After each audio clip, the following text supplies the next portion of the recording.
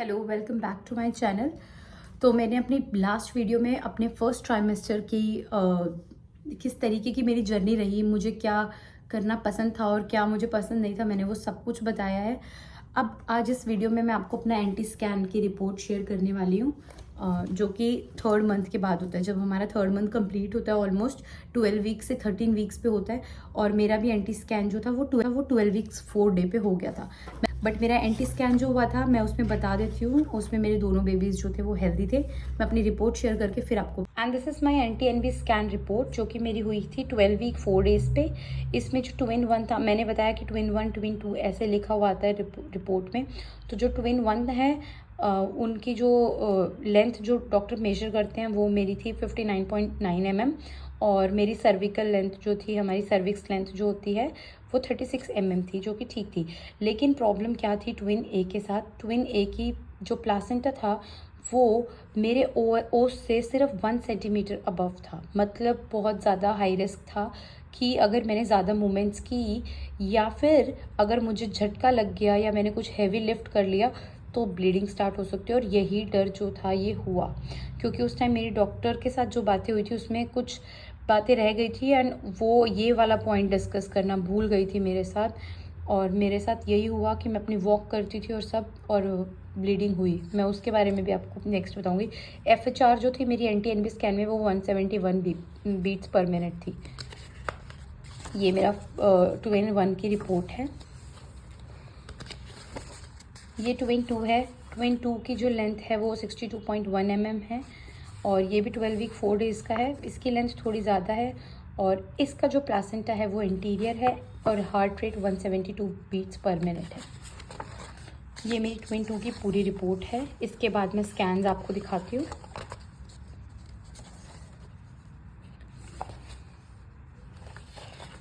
Just wait, this is my scan of twin A. ये twin ए है, just see. मैं picture insert कर दूंगी। ये मेरा ट्विन ए है।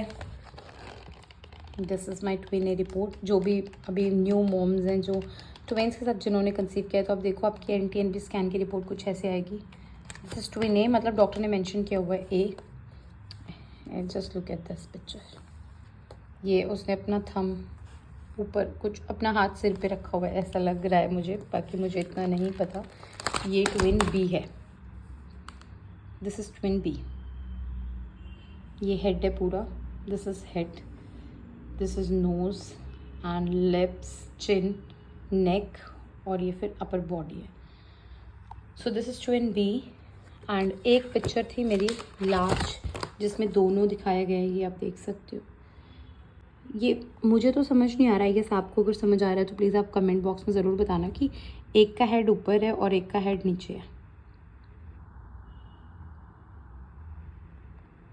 एक का हेड ऊपर है, एक का नीचे, मुझे ऐसा लग रहा है। बाकी जो लेफ़्ट साइड है उसका प्लासेंटा नीचे है, जो कि ओस के बहुत क्लोज है और इससे मुझे बाद में दिक्कत भी हुई है। तो मैं आपको इसके बारे में अपनी नेक्स्ट वीडियो में बताने वाली हूँ। ओके, सो मैंने अपनी एंटी एनबी स्कैन आपको शेयर किया है अभी। इसके बाद में 2 पॉइंट्स है जो इंपॉर्टेंट पॉइंट्स है जो मैं आपको बता देना चाहती हूँ। जो भी प्रेग्नेंट वुमेन्स हैं या फिर न्यू मॉम्स हैं जिनको अभी नहीं पता, जिन्होंने जस्ट अभी कंसीव किया है, आपके डॉक्टर आपको 3 मंथ्स के बाद एंटी एनबी स्कैन और डुअल मार्कर, जिसको हम डबल मार्कर भी कहते हैं, ये 2 टेस्ट लिखेंगे, जिसमें एंटी एनबी स्कैन अल्ट्रासाउंड है और डबल मार्कर जो है वो ब्लड टेस्ट है। तो मैंने क्या किया था, मैंने सोचा था कि मैं पहले ब्लड टेस्ट करा लेती हूँ मॉर्निंग में और फिर उसके बाद में फ्री होकर हॉस्पिटल में जाऊंगी, क्योंकि अल्ट्रासाउंड में थोड़ा टाइम लग जाता है, वहाँ और भी पेशेंट्स होते हैं और एक पेशेंट पे 20-25 मिनट्स लगते हैं, तो वेटिंग काफ़ी ज़्यादा होती है।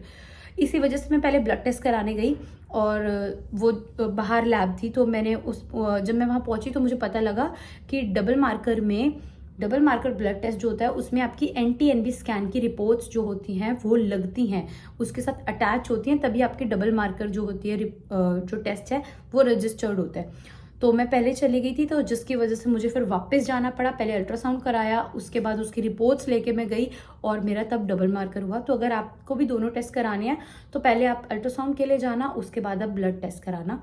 वो दोनों ऐसे होते हैं, मतलब हर लैब का अलग होता होगा, बट मैं डॉक्टर लाल पैथ में गई थी और वहाँ मुझसे मांगी गई थी रिपोर्ट। सेकेंड जो बहुत इंपॉर्टेंट है, जो मुझसे बहुत बड़ी मिस्टेक हो गई थी, ये बहुत बड़ी मिस्टेक थी क्योंकि इसके बाद मैंने बहुत कुछ फेस किया है जो कि आप ना करो। तो मैं आपको पहले ही बता देती हूँ कि आप जब अपनी रिपोर्ट्स डिस्कस करो तो आपको ध्यान रखना है कि एक भी पॉइंट मिस ना हो। कभी कभी डॉक्टर से मिस हो जाता है पॉइंट, क्योंकि वो सुबह से इतने सारे पेशेंट्स देख रहे होते हैं और वो रिपोर्ट देख रहे होते हैं, उनके लिए सब जनरल होता है, वो आपको मेन पॉइंट्स बता देते हैं, बट कभी कभी कुछ रह जाता है। मेरी डॉक्टर ने मुझे बोला था आपको बेड रेस्ट करना है, टिपिकल बेड रेस्ट करना है, बट उन्होंने मुझे ये नहीं बताया था कि बेड रेस्ट क्यों करना है। अब मुझे लगा बेड रेस्ट करना है इसका मतलब थोड़ा घर का काम मैं अवॉइड कर रही थी, मैं बेड रेस्ट कर रही थी, बट मैं थोड़ी वॉक कर रही थी और थोड़ी लीनियंट थी उस चीज़ को लेकर। अगर मेरी डॉक्टर मुझे पहले ही बता देती कि आपका जो प्लासेंटा है, जो एक ट्विन है जो लेफ्ट साइड में, उसका प्लासेंटा बहुत नीचे है और 1 सेंटीमीटर ही ऊपर है उससे, और ब्लीडिंग होने के बहुत ज़्यादा चांसेस है अगर आप ज़्यादा मूवमेंट करोगे या फिर अगर आप कुछ हैवी लिफ्ट करोगे, तो मैं ज़्यादा ध्यान रखती। हैवी लिफ्ट तो मैंने कुछ नहीं किया, बट शायद मेरी मूवमेंट थी स्टेयर्स पे, जो मैं टेरेस पे जाती थी अपने वॉक करने के लिए, और जिसकी वजह से मुझे बहुत ज़्यादा सीवियर ब्लीडिंग हो गई थी और मुझे उस टाइम लगा था कि सब कुछ ओवर हो गया है।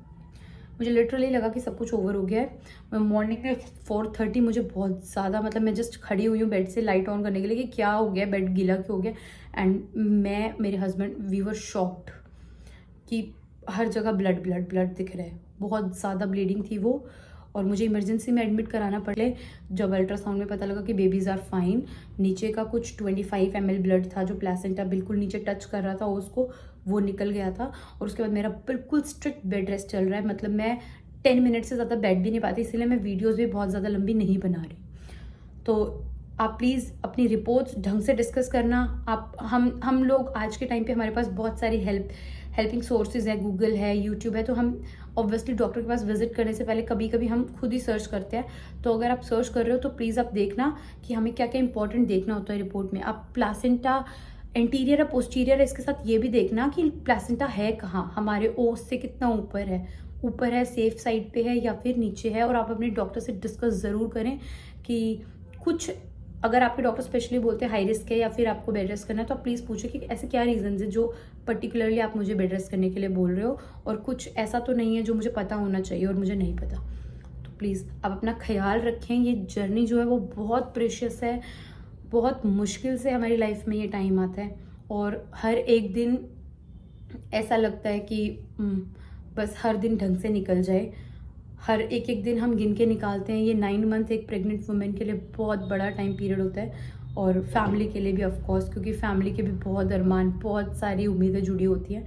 तो प्लीज़ अपना ख्याल रखें, और कोई भी अगर डाउट है तो आप कमेंट बॉक्स में मुझे मैसेज कर सकते हैं। Bye everyone, have a good day.